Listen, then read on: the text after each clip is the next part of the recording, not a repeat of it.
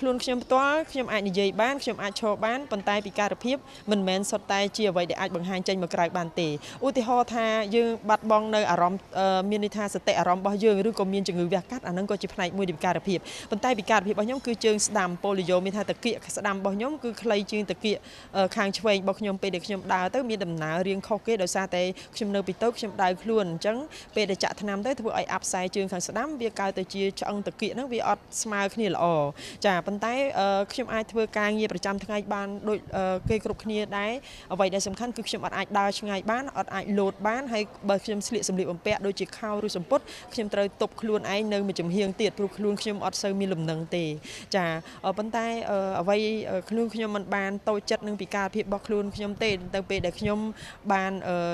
ត្រូវបានគេរើសអើងនឹងមើងងាយដោយសារគេនិយាយថាហេតុអីបានយើងដីស្មើយើងដើរលាក់គេហៅខ្ញុំថាមីកាពេនហើយនៅពីតូចខ្ញុំចង់រាំរបាំជូនពរដោយអ្នកដតីដែលលោកគ្រូអ្នកគ្រូប្រកាសចូលក្រុមតែ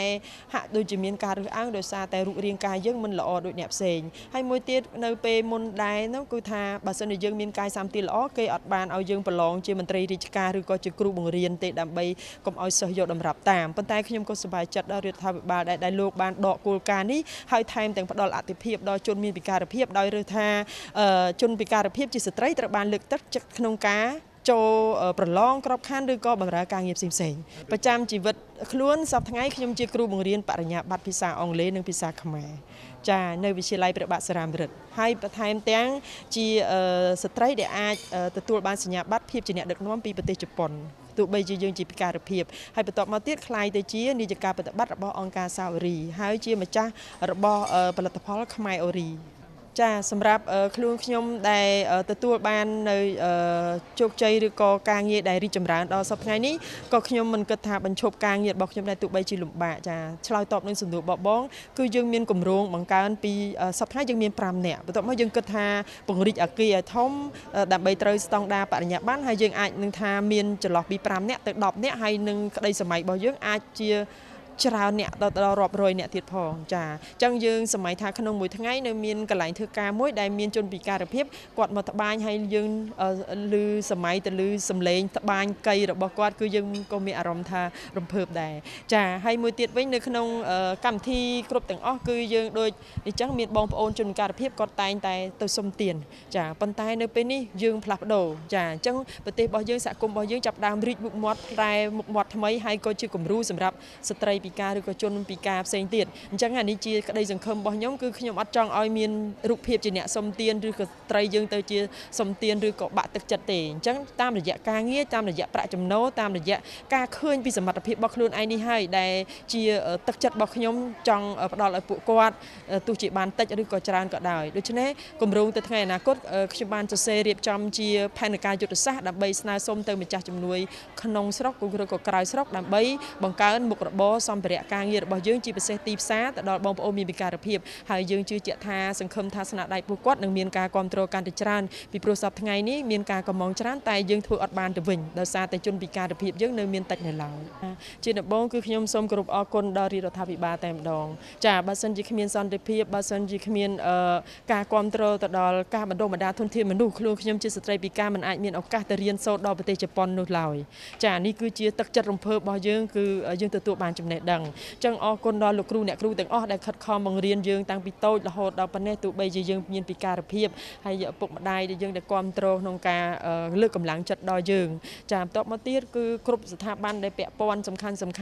តាំងពីក្រសួងមហាផ្ទៃចាក្រសួងឧស្សាហកម្មក្រសួងអភិវឌ្ឍជនបទចាក្រសួងសង្គមកិច្ចចាក្រសួងកិច្ចការនារីនិងក្រសួងដែលពាក់ព័ន្ធទាំងអស់គឺលោកបានជួយគ្រប់គ្រងទៅដល់ក្នុងវិស័យពិការភាពរបស់យើងហើយយើងមិនអាចខ្វះបានពីការគ្រប់គ្រងនៅក្នុងសហគមន៍របស់យើងមានគណៈកម្មការទទួលបន្ទុកកិច្ចការស្ត្រីនិងកុមារចាដែលយើងជាសមាជិកយើងខិតខំធ្វើការរហូតដល់បានក្លាយទៅជាសមាជិករបស់គណៈកម្មការក៏ដូចជាក្រុមប្រឹក្សាសម្រាប់ជនមានពិការភាពផងដែរហើយមកដល់ពេលនេះដែរគឺសមាគម សហគ្រិនស្ត្រីកម្ពុជាគឺរួមចំណែកយ៉ាងខ្លាំងក្នុងការលើកស្ទួយទៅដល់ស្ត្រីទាំងអស់ជាពិសេសស្ត្រីមានពិការភាពដើម្បីចូលរួមហើយទាំងចំណេះដឹងទាំងការប្រកួតនៅក្នុងពានរង្វាន់សេដ្ឋកិច្ចបៃតងទាំង2ឆ្នាំនេះឯងគឺវាជាឱកាសដើម្បីឲ្យខ្ញុំជាស្ត្រីមានពិការភាពក្នុងការបង្ហាញនៅសកម្មភាពរបស់ខ្ញុំទាំងមូលទៅដល់គណៈកម្មការធ្វើឲ្យខ្ញុំអាចឈានជើងមួយទៀតក្នុងការបង្កើនចំណេះដឹងធ្វើឲ្យខ្ញុំអាចស្គាល់នៅបណ្ដាញផ្សេងៗទៀតក៏ដូចជារៀនសូត្រហើយអង្គការជាតិអន្តរជាតិផ្សេងៗទៀតគឺបានចាប់អារម្មណ៍គឺបានមានន័យថាទទួលស្គាល់និងចាប់ដើមបង្កើតទំនាក់ទំនងជាមួយនឹងអង្គការសាវរីរបស់យើងអញ្ចឹងនៅក្នុងផ្នែកនេះដែរក៏មិនភ្លេចដែរទៅដល់បណ្ដាញ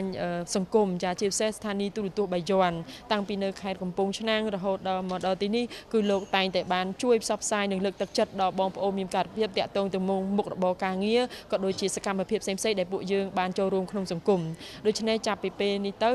យើងទាំងអស់គ្នាសន្យាថានឹងខិតខំបំពេញការងារឲ្យបានកាន់តែល្អយ៉ាងខ្លាំងទៀតជាចំណែកមួយនៅក្នុងការធ្វើឲ្យមានចំណូលសេដ្ឋកិច្ចណាមួយទៀតដែលយើងនិយាយថាភូមិមួយផលិតផលមួយចាគ្រប់គ្រងស្នាដៃសហគមន៍របស់យើងទៀតផងហើយតែចុងក្រោយនោះគឺយើងនិយាយថាគ្មានអ្វីសម្រាប់ខ្លួនឯងដោយការចូលរួមពីខ្លួនឯងនោះទេអញ្ចឹងសូមគោរពថ្លែងអំណរគុណហើយពួកយើងនឹងខិតខំប្រឹងប្រែងបំពេញការងារល្អទៀតហើយសង្ឃឹមថាឆ្នាំក្រោយទៀតស្ត្រីពិការមិនត្រឹមតែ1នាក់ឬក៏2នាក់ទេនឹងអាចចូលរួមបានច្រើនជាងនេះទៀតនៅក្នុងទិវាដ៏សំខាន់នេះ